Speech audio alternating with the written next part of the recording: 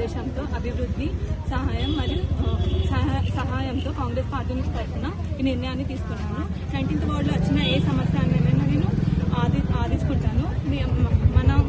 మన వార్డు అభివృద్ధి కోసం మీ అమూల్యమైన ఓటుని నన్ను చేసి గెలిపించాలని నిర్మాణంగా కోరుకుంటున్నాను. ధన్యవాదాలు. చేసి ఈ వార్డులో వచ్చిన ఏ సమస్యనైనా తీర్చడానికి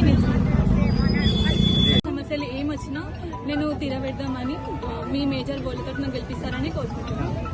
అందరికీ నమస్కారం. వార్డ్ 19 కాంగ్రెస్ పార్టీ నుంచి వచ్చేది పోటీ చేయబోతున్న అభివృద్ధి కోసం మీరందరూ సహకరించి మెజారిటీని గెలిపేయాలని కోరుకుంటున్నాను. ధన్యవాదాలు.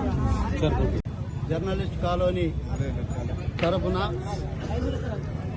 దియా అగర్వాల్ గారిని కాంగ్రెస్ పార్టీ అభ్యర్థి 19వ వార్డు గారిని మేము భారీ మెజార్టీతో గెలిపించుకుంటామని చెప్పి తెలియజేస్తూ మరి NTR colony, journalist colony, Mahalakshmi colony ప్రజలకు మేము విజ్ఞప్తి చేస్తూ ఉన్నాం.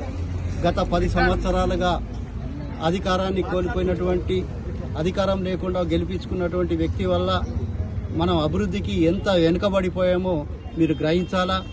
మరి అధికార పార్టీ ఉంటేనే మరి అభివృద్ధి ఎంత అని చెప్పేసి గత 10 సంవత్సరాలు మనకు అనుభవం జరిగింది.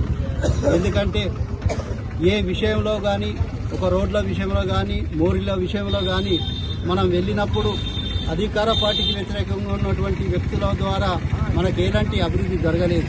ఇప్పటికైనా మనం అధికార పార్టీకి అండగా ఉండి ఒక కౌన్సిలర్ను మన 19వ వార్డుకు గెలిపించుకుంటే, మన కాంగ్రెస్ పార్టీని గెలిపించుకుంటూ ఉంటే మరి అధికారంలో రాష్ట్ర ప్రభుత్వం ఉంటుంది కాబట్టి అధిక నిధులు వచ్చేసి అభివృద్ధి చెందే అవకాశం ఉంటుంది. కాబట్టి journalist colony, NTR colony, Mahalakshmi colony ప్రజలందరూ ఏకగ్రీవంగా భారీ మెజారిటీతోటి దియా అగర్వాల్ గారిని గెలిపించుకోవాల్సిందిగా విజ్ఞప్తి చేస్తాం.